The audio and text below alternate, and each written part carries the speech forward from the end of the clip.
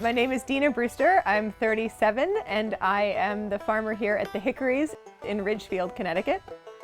We have currently 30 acres in production, about 16 of certified organic fruit and vegetables, and then another 16 of rotationally grazed pasture. For me, I left college and became a school teacher in New York City. I was a teacher in the Bronx for about 8 years.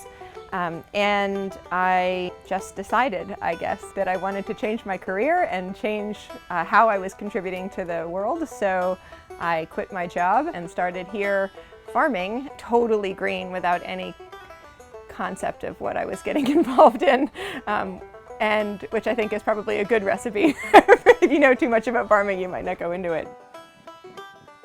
I think it's an interesting time, particularly in agriculture, to be starting a women-run business.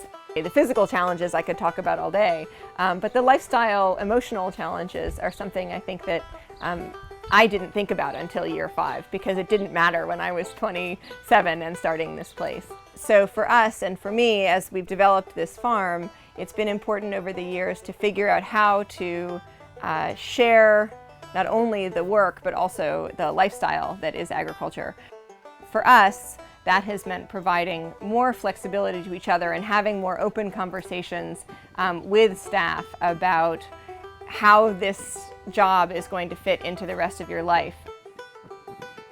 Some farmers I envy because they have an innate sense of how to fix tractors. Or some farmers are double my size and double my strength, and I envy that. What I bring to this has been an education in communications and in writing. So I think of things in terms of grammars and structures. And so for us here, there's a very simple grammar to farming, as silly as that sounds. So for every activity that we do on this place, there is the verb, which is what we are doing, weeding, whatever.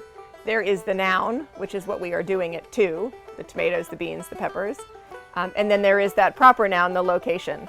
What that boils down to on a day-to-day basis is that every morning the crew gets together and we just fill out one of these pages, which is a list of all that we intend to do over the course of a day.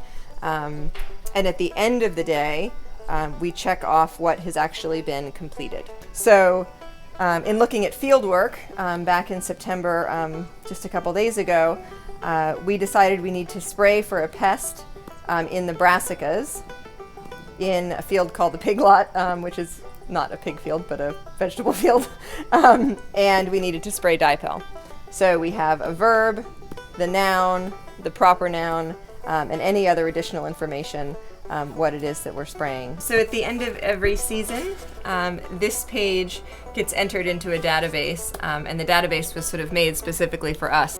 What that enables us to do is not only a cost benefits on what the labor in and yield out has been economically, but it enables something that's probably more essential, or as essential, which is the cost benefits or input-output to the field ecologically.